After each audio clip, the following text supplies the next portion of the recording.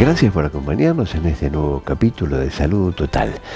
Abordamos el tema medicina biológica en la palabra del doctor Luis Alejandro Mazzarini, realmente presidente de la Sociedad Argentina. Se conmemoró en todo el país la Semana del Cáncer de Colon. La empresa alemana Merck y el Centro de Estudios Digestivos de Mar del Plata participaron de este colon gigante, este colon inflable interactivo que se instaló en la ciudad. Conversamos además en este espacio con el doctor Arturo Barbero acerca de este hecho. Todo esto, además de mucha información europea, en este capítulo de Salud Total que ya comienza.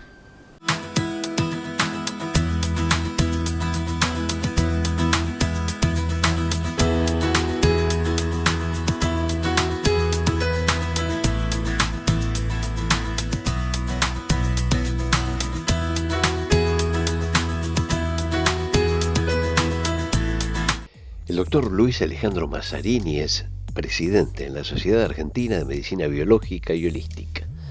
Es cirujano, es especialista en toxicología y sustancias químicas, es especialista en geriatría, dermatología, es licenciado en kinesiología y fisioterapia y profesor de educación física. Pero nosotros lo hemos contactado porque es el director del IMED, que es el Instituto de Medicina Biológica. Le consultamos en primera instancia cuál es el enfoque de la medicina biológica. Mira, tú sabes que en los años nos vamos dando cuenta que necesitamos tener un concepto más integrativo, más global del ser humano. De hecho, que habíamos mencionado que después del programa genético humano, que ya entendemos que somos más bacterias que células, entendemos que hay genes que se comportan de una manera u otra, entendemos que hay genes que están en mutación permanente.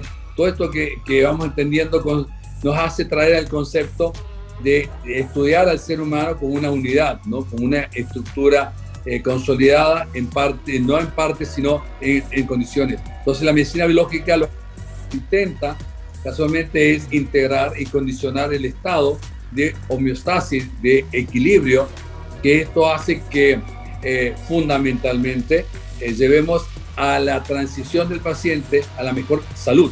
Nosotros estamos muy acostumbrados los médicos a estar enfermos, claro. Pero a ver, creo que uno de los grandes fracasos de la medicina es la enfermedad, porque si bien en un proceso evolutivo de la enfermedad, deberíamos parar ese proceso evolutivo de la enfermedad y empezar a lo que se llama vicarianza regresiva.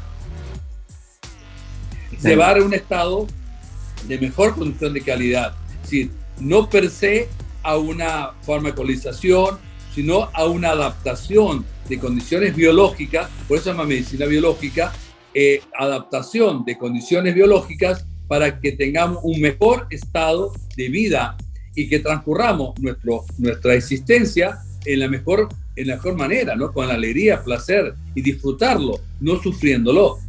Evidentemente la medicina tradicional o la medicina de alguna manera que estamos acostumbrados está tratando de solucionar el problema a través de paliativos, y ustedes tienen un enfoque evidentemente más global, una mirada lateral, por decirlo de alguna manera, que trata al hombre en su conjunto, desde lo emocional. Sí, bueno, nadie escapa somos todos médicos, hemos estudiado todas las mismas universidades, nadie escapa de la necesidad imperiosa de la utilización de la metodología terapéutica farmacéutica, porque sabemos que obviamente hay estados en que la medita, que saberla, pero el problema, fíjate Félix, que es la enfermedad crónica, el enfermo crónico, ese enfermo que de por vida tiene que estar tomando una medicación porque, no le estás dando el sustrato, que es el perfil biológico, el terreno biológico, donde pueda esa persona salir de esa condición de enfermo o mejorar, por ejemplo. Mira, hay un gran concepto de la farmacología que dice, en campana de Gauss, cuando se estudia los niveles farmacéuticos o farmacológicos de integración en el cuerpo humano, dice la mínima dosis a máximo efecto. Claro. Nosotros estamos perdiendo la condición de mínima dosis. De hecho, que estamos dando mucha más dosis de medicamentos, ¿me entiendes? Para conseguir a veces el mismo efecto. Pero esto nos lleva a un estado de toxicidad. Entonces, si yo te estoy diciendo que el mayor nivel de toxicidad de nuestro organismo está facultado por medicamentos, te lo puedo asegurar porque soy experto en medicina toxicológica clínica. Entonces, ¿qué tenemos que empezar a hacer? Utilizar la metodología biológica del cuerpo, manifestando en la condición de drenaje, de toxificación, como tú lo haces con tu vehículo, como tú lo haces con una limpieza. Correcto. Nosotros no limpiamos nada de nuestro cuerpo. Claro, mantenimiento. Entonces, por eso que enfermamos. Y a ver, la enfermedad no tiene que ser un negocio. La enfermedad es un bien universal, es un bien al cual todos lo debemos conceptualizar de esa manera. Entonces, cuando nosotros creamos la Sociedad Argentina de Medicina Biológica con el posgrado en la Asociación Médica Argentina, es para instruir a médicos en el concepto del pensamiento de la salud y no estar tan arraigado al concepto del pensamiento de la enfermedad. El hombre como un todo, como un concepto único. Estábamos hablando fuera de cámara, doctor Mazzarini, agradecemos nuevamente este ratito, sabemos de sus ocupaciones. Estamos hablando de cámara hiperbárica y de terapias en IMEB. ¿Podemos ampliar estos conceptos? ¿Cómo funciona IMEB desde que un paciente entra?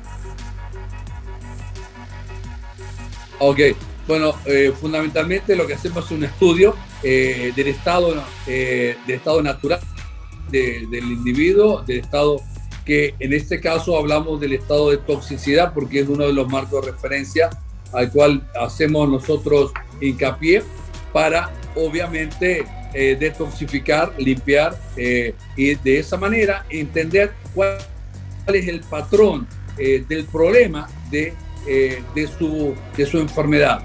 Yo quizás siempre les digo a mis alumnos, acá el problema no es encontrar el diagnóstico como nombre y apellido de las cosas, sino cuál es el problema que está teniendo este paciente, porque a veces se condicionan un montón de instancias de problemas y cada problema es una especialidad. Entonces tú estás haciendo a 10 especialistas y con una carga, de 10 distintos medicamentos que en la interacción hace un desastre. Entonces, el objetivo sería encontrar las causas. Hoy tenemos que resolver problemas para encontrar el pivot, donde de alguna manera se constituye el estado de verdadera enfermedad del paciente. Porque cuando hablamos del autoinmune, un paciente autoinmune, por ejemplo, nosotros acá conocemos los estudios inmunológicos, todos los referentes genómicos, porque hacemos medicina, es decir, hacemos estudios de polimorfismos genéticos, hacemos estudios de toxicología, como te he anunciado. Vamos a encontrar el trastorno donde hace que la epigenética haya modificado una estructura de tu cuerpo para que persista en un estado de enfermedad. Entonces, hoy puedo tranquilamente, fíjate, con un estudio de polimorfismos genéticos o de alimentos y decirte qué alimentos debes consumir y qué alimentos no debes consumir, porque tienes una genética distinta. Bueno, es medicina personalizada y MEP lo que hace es medicina personalizada. Acá vas a encontrar muy poca gente en los turnos, 4 o 5 turnos diarios, porque no damos más que eso, nos dedicamos realmente mucho tiempo a cada paciente. A encontrar sus causas, a detoxificarlo y después, obviamente, buscaremos la mejor medicina para que acuse de la mejor sensación o el mejor estado de salud. ¿Cómo se complementan la medicina biológica y la medicina regenerativa? Bueno, 100%. 100%, porque una cosa va de la mano de la otra. Vuelvo a explicar, creo que vos tienes que entender lo que es terreno biológico. Terreno biológico es el terreno donde usted tiene un campo y no vas a sembrar con una semilla excelente si tu campo está lleno de maleza. Entonces tienes que entender el terreno biológico y la semilla. La célula madre, que es una progenitora de estructuras celulares, a la cual tienen que comenzar a normalizar su fracción de copiado.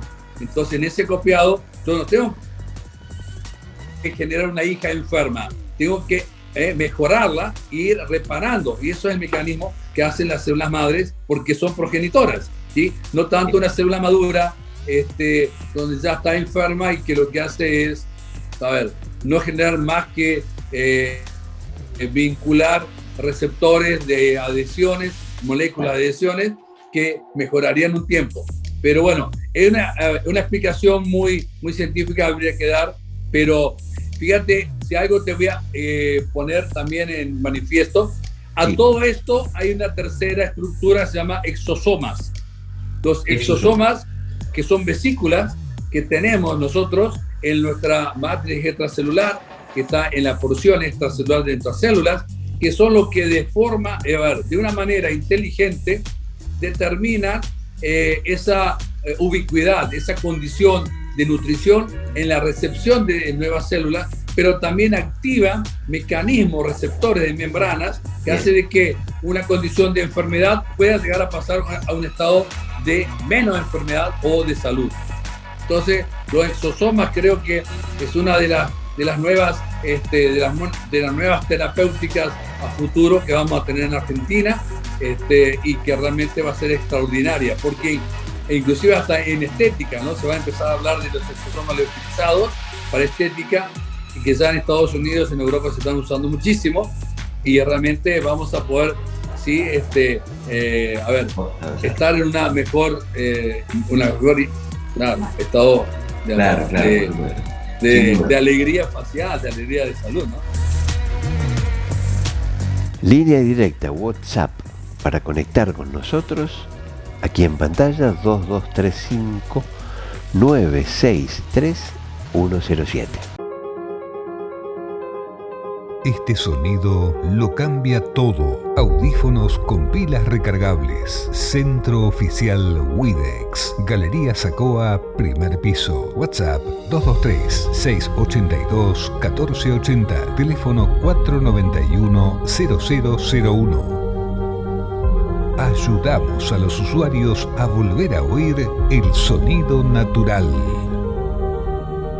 Ahora un nuevo sistema dinámico para la confección de plantillas computarizadas. Todo Nebulizador. Tecnología computarizada y conocimientos adecuados generan un producto superior. Todo Nebulizador. Alberti 3224, casi Independencia. Cuando inicia el verano, también inicia la temporada alta de cuidados. Por eso en HPC queremos ofrecerte todos los consejos y tips para que disfrutes del sol, el calor y la playa sin dejar de cuidar tu salud.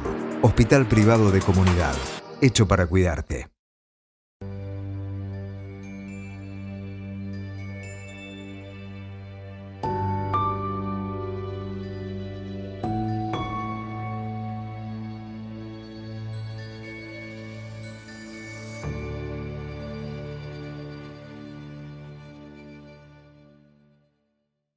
Clínica de Ojos Visión Médica, arquitectura moderna y tecnología de vanguardia, profesionales altamente especializados, equipamiento de última generación, método Venosi en gotas para la presbicia, Hipólito Yrigoyen 3064. Con el objetivo de crear conciencia sobre la importancia de la prevención del cáncer colorectal, se instaló un colon inflable, interactivo, gigante en Libertad y la Costa.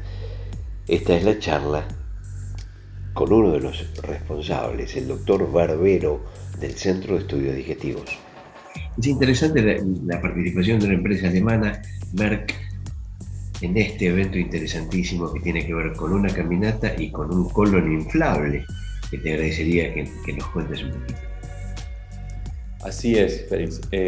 La empresa Merck trajo un colon inflable a la ciudad de Mar del Plata, que es un inflable que se coloca para poder mostrar a los pacientes y a las personas con un material interactivo y didáctico de cómo es el desarrollo desde un pólipo hasta un tumor, en donde las personas fueron pasando a través del colon inflable y los médicos explicándoles un poco cómo es la historia natural de esta enfermedad.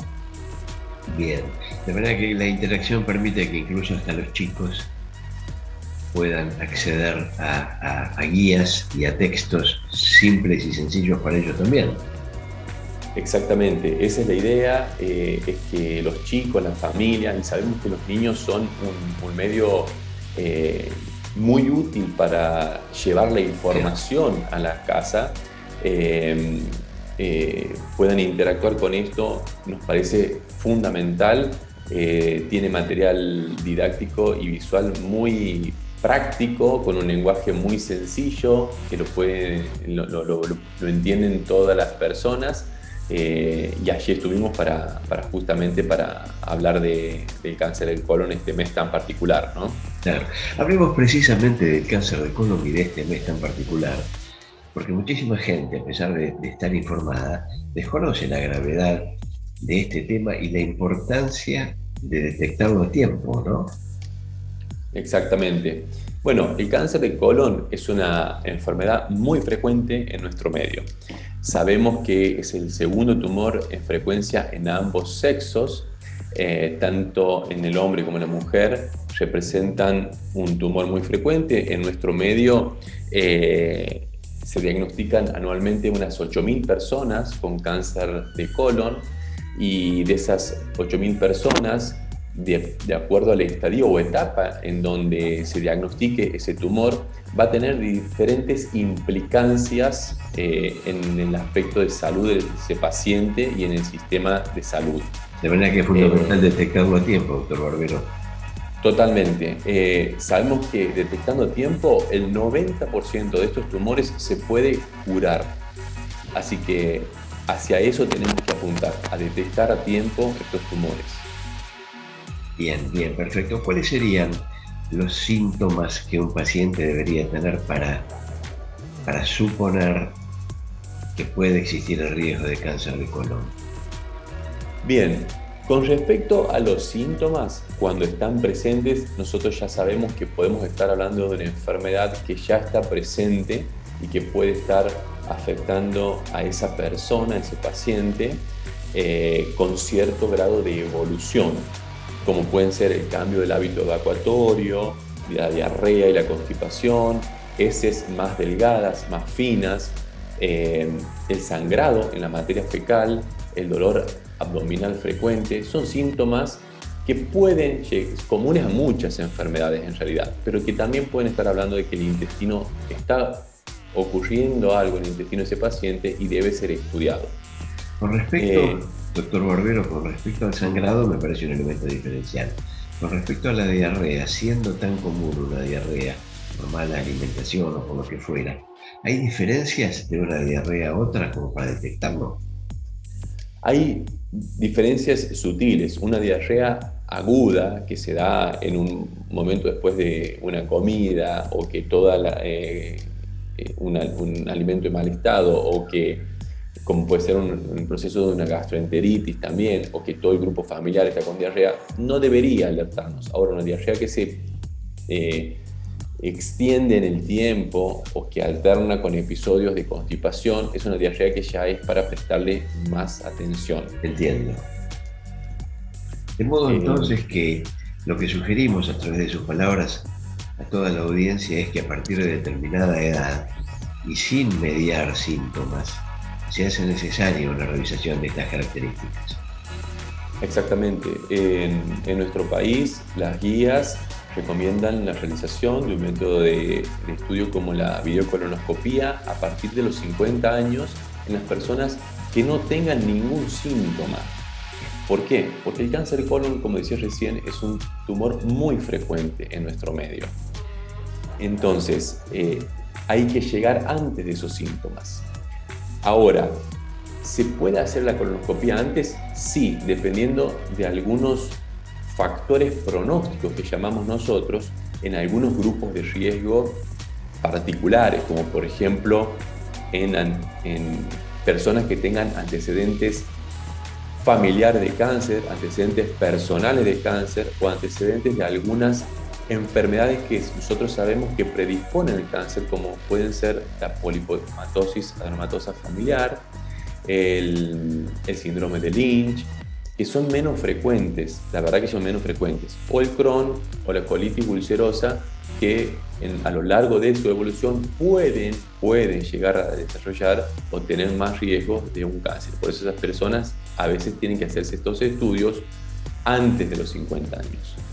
Bien, doctor Arturo Barbero, Muy amplia la información, realmente muy agradecido por este ratito. ¿Hay algo más que usted quiera comentar? No, simplemente saber que lo que estuvimos hablando es de prevención secundaria, cuando una enfermedad ya existe, ya está. No nos olvidemos de la prevención primaria, que tiene que ver con llegar antes, con evitar la aparición de una enfermedad. Esa prevención primaria tiene que estar destinada a aumentar el consumo de frutas, de vegetales, de ciertos alimentos que son ricos en cereales, en fibras, promover la actividad física, controlar el peso y, por supuesto, disminuir el consumo de los alimentos procesados, del cigarrillo y del alcohol, ¿no? Brevísimo corte comercial para contarles novedades de aquellas empresas, de aquellos sponsors que confían en nuestro programa.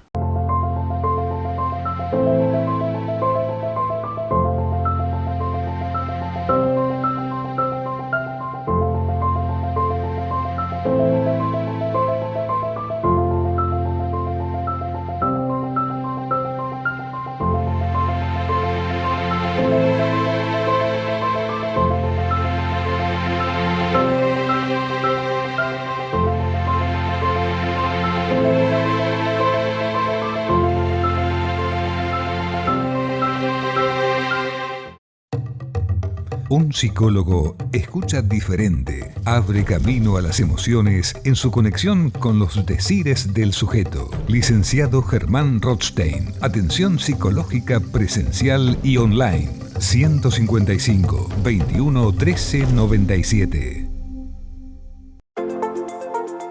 Cuando inicia el verano, también inicia la temporada alta de cuidados. Por eso en HPC queremos ofrecerte todos los consejos y tips para que disfrutes del sol, el calor y la playa sin dejar de cuidar tu salud.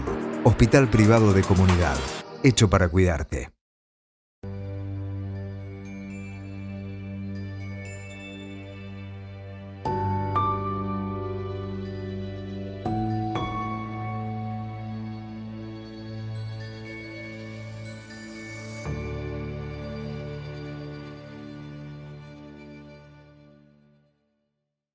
Un festejo realmente trascendente en Irlanda es el de San Patricio. Luego de la pandemia, Irlanda vuelve a los festejos de San Patricio.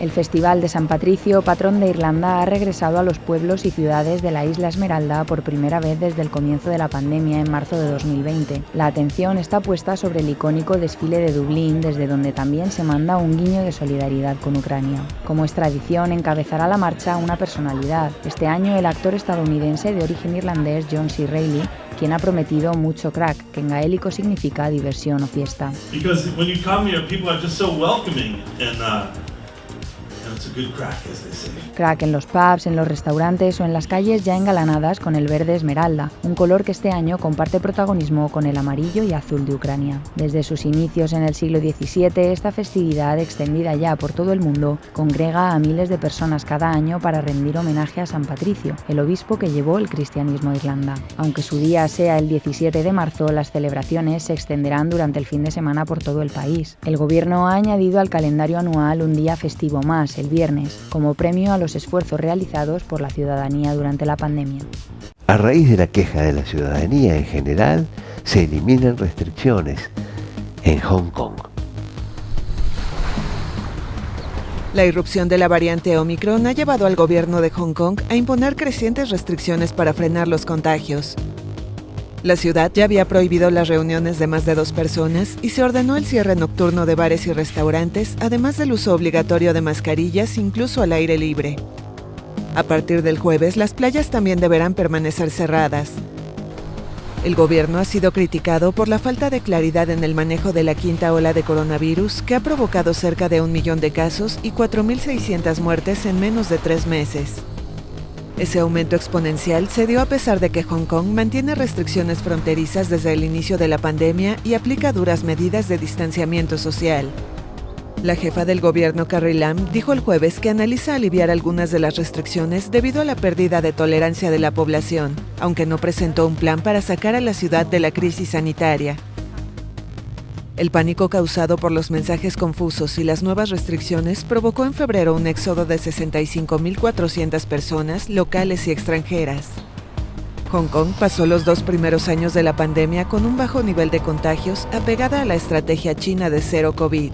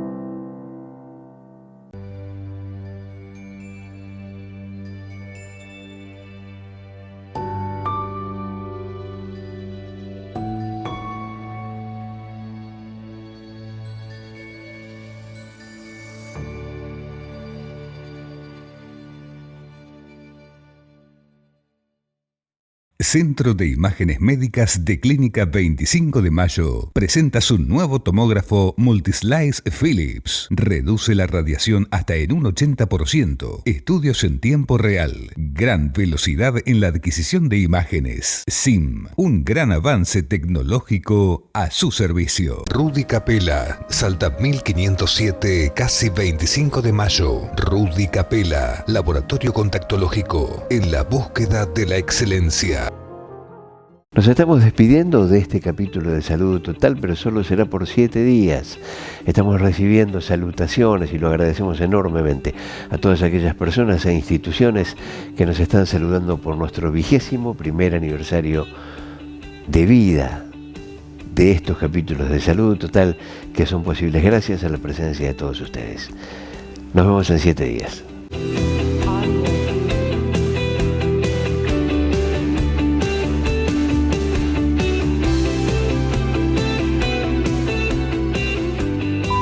La producción de este programa es miembro de Caprica, Cámara Argentina de Productores y Realizadores Independientes de Contenidos Audiovisuales.